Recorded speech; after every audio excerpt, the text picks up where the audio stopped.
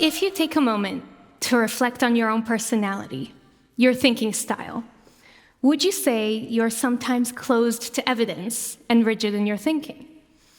Do you think your brain is an ideological brain? Most of us would say, of course not. I am the most rational, balanced, and open thinker. I would never be seduced by narrow ideologies or extreme ways of thinking. But many of us would be wrong, because although we tend to think that extremism is other people's problem, and we are safe and immune, many of us are a lot more susceptible than we realize. And today, I'd like to talk with you about some of the hidden characteristics that could put you or your loved ones at risk for being tempted by an extreme ideology, and think about what we can do if we would like to make our minds more resilient and find ways of thinking and living and loving that are open rather than closed. My name is Dr. Leor Zmigrod, and for the past decade, I've conducted experiments with thousands of people from around the world, where I've compared people who are highly ideological and live by the black and white morality of their chosen ideology, and studied how their brains are different to people who are more open to nuance and evidence and alternative perspectives. What I've learned from this research is that our susceptibility to extremism is not a binary. We actually exist on a continuous spectrum, where some people are easily magnetized by ideological solutions. When a new extremism or totalitarian regime comes along, they will run towards it enthusiastically and embrace its rigid rules and identities. But other people are a lot more resistant and would never accept an ideology's most violent conclusions. Now, most of us lie somewhere in between these two poles, and we can figure out your own position on the spectrum of susceptibility by looking at features of your brain, by looking at characteristics in your personality and even your brain structure that could put you at risk for being seduced by intolerant ideologies. This matters because rigid rules and structures can hurt you. They can numb and injure your mind and your body. And when we look at the latest developments and discoveries in psychology and neuroscience, we learn that if you become a passionate and stubborn believer to any ideology, you're at risk of becoming a human being who is less flexible, less adaptable, less authentic, and less free. But the funny thing is that many people think that having a rigid ideology is a good thing, that in order to be good and moral, we need uncompromising rules and unshakable beliefs. But the problem is that we don't just possess beliefs, we can also become possessed by them. And to show you what I mean, I'd like to invite you to play a game. Before we start, I'll tell you a little secret, which is that this game is in fact a psychological test I've given to thousands of people to measure a specific aspect of their thinking called cognitive rigidity. A person who is cognitively rigid tends to perceive the world in black and white terms. They think along one mental track and struggle to change between modes of thinking or adapt to change or uncertainty. Now, when I want to measure a person's cognitive rigidity, I don't just ask them how rigid they think they are, because we are shockingly bad at knowing ourselves. The most rigid thinkers will report that they are spectacularly flexible, and the most flexible thinkers won't know it. So instead, I invite people to play these games that measure their unconscious rigidity, and I can show you a little demonstration today. One game is a card sorting game, where people are asked to match a card from a deck with one of 4 cards at the bottom of the screen. Initially, when people start playing this game, they quickly realize that when they match a red card with a red card, they'll be rewarded with points. So they learn this color code and apply it to the next round and the next. They pair a blue card with a blue card, a yellow card with a yellow card, and so on. And at this point in the game, the player feels great. They have learned a rule, a pattern, a ritual that works every time, and they feel like they've mastered the game. But After about 10 or 15 rounds of this, suddenly, without the player's knowledge, the rule that governs the game changes. And I'm interested in that moment of change. Because some people, cognitively flexible thinkers, when they notice that the rules have now changed, they adapt their behavior. They'll look for a new rule and quickly realize that now they can match cards according to their symbol, connecting stars with stars, circles with circles. But cognitively rigid thinkers, when they encounter the change, they hate it. They want to deny it. They detest the fact that the rules have changed. And instead of adapting their behavior, they continue to apply the old rule again and again, even though it doesn't work anymore, even though there's clear evidence that there's a new pattern at play. In my experiments, I found that people who are cognitively rigid in this kind of task tend to be the most ideological and dogmatic. They tend to reject evidence in their reasoning. They take every counter-argument as a personal attack.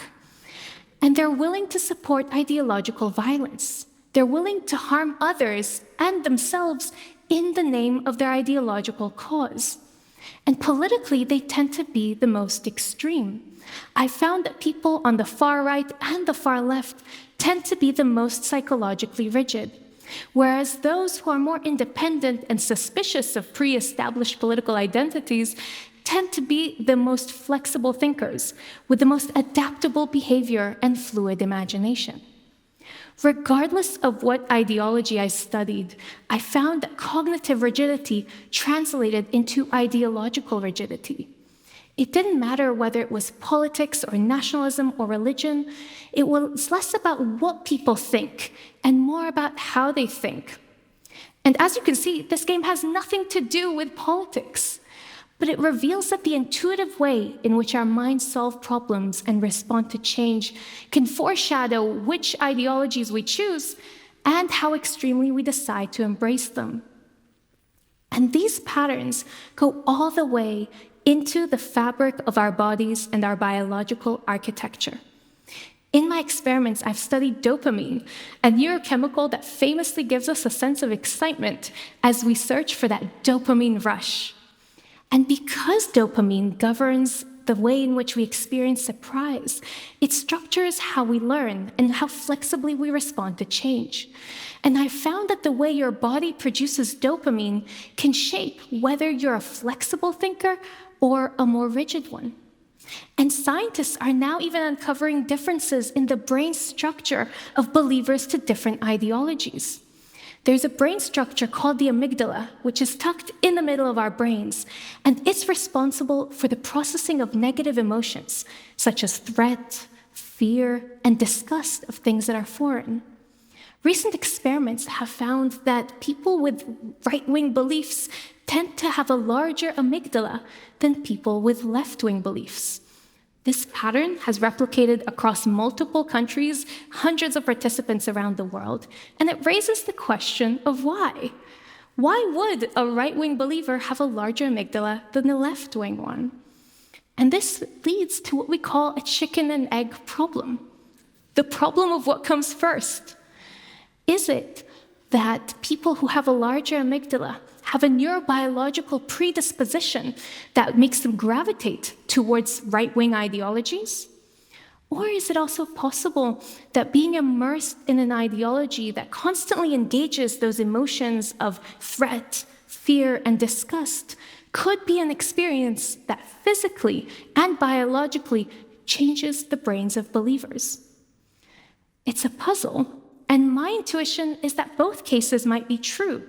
On one hand, our brains can shape the ideologies that we choose, and on the other hand, participating passionately in certain ideologies could be an experience that changes the brain back.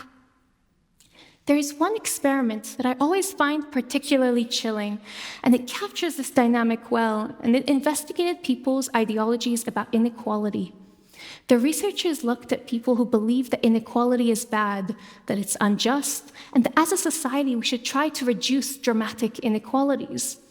And they compared them to people who believe that inequality is fine, that it's natural, that it's necessary, good even, and that as a society we should leave steep economic hierarchies as they are.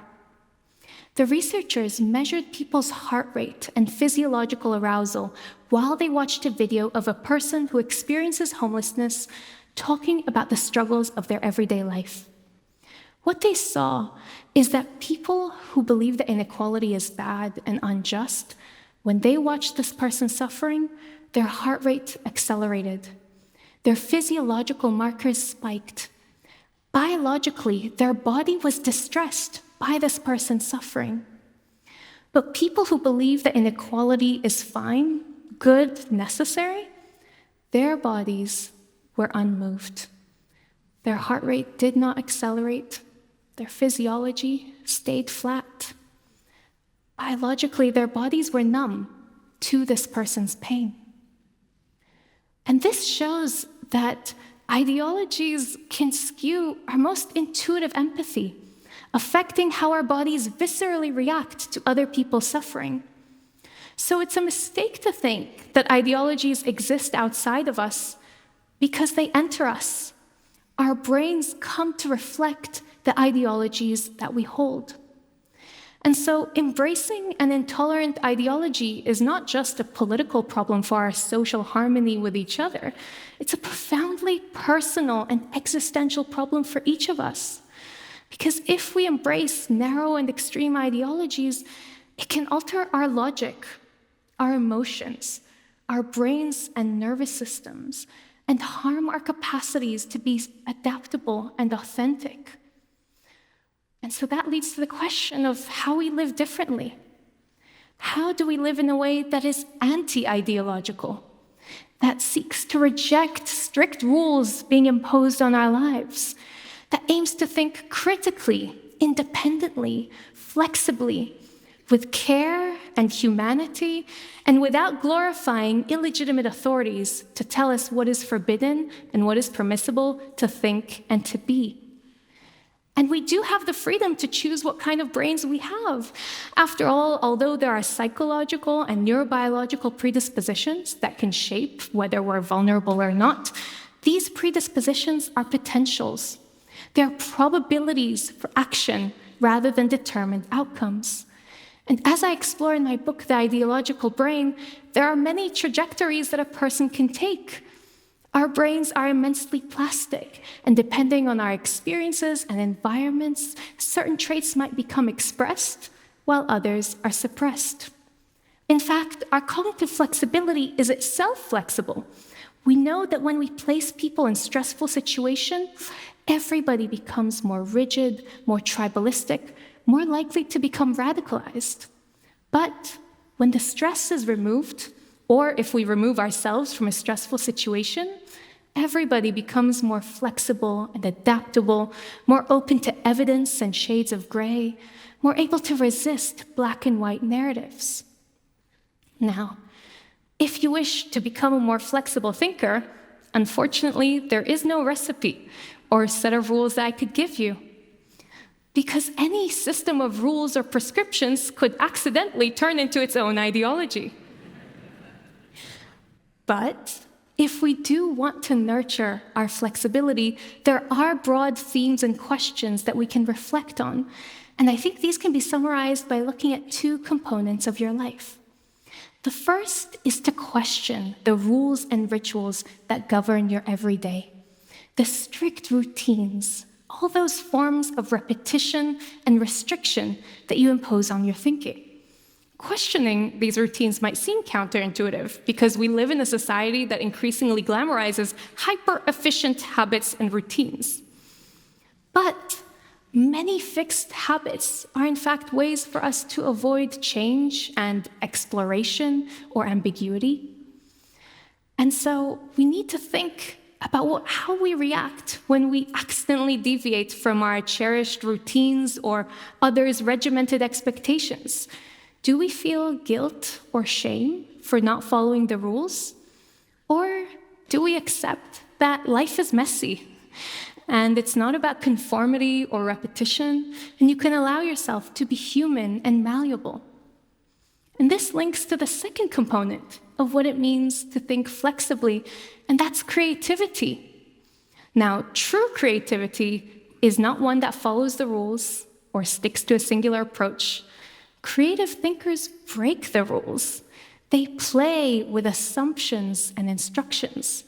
Instead of blindly following the recipe, a creative thinker can go off script. They can stand outside the box or the circle. They can try something new instead. It doesn't matter whether you're an artist or an entrepreneur or an engineer. It's not about what you're doing, but how flexibly you're doing it. Because that flexibility allows you to develop the capacity, the simultaneous capacity, to be sensitive and tuned into the world and to rebel. And that's a real strength, because resistance to toxic ideologies begins with the individual, with you. And so although the harms that ideological thinking posed to us might seem small and invisible, tucked away and hidden in our brains and bodies, I think that when we live by fixed rules and identities, we are in great danger of dehumanizing those we disagree with and also dehumanizing ourselves. Because to be human and free is to think deeply, to feel widely, to be an active witness to a world rich in colors and shades and levels of complexity. So I hope that when you choose what kind of brain you want to be, that you choose the brain that's not too persuadable and not too arrogant, the brain that changes and adapts and changes again, because that's probably the surest way to be free. So that next time someone asks you if you have an ideological brain, you'll reflect on that seriously and with humility, and you might even say, well, maybe. But I'd like to carve out, just for myself, a more anti-ideological way to think and to be. Thank you.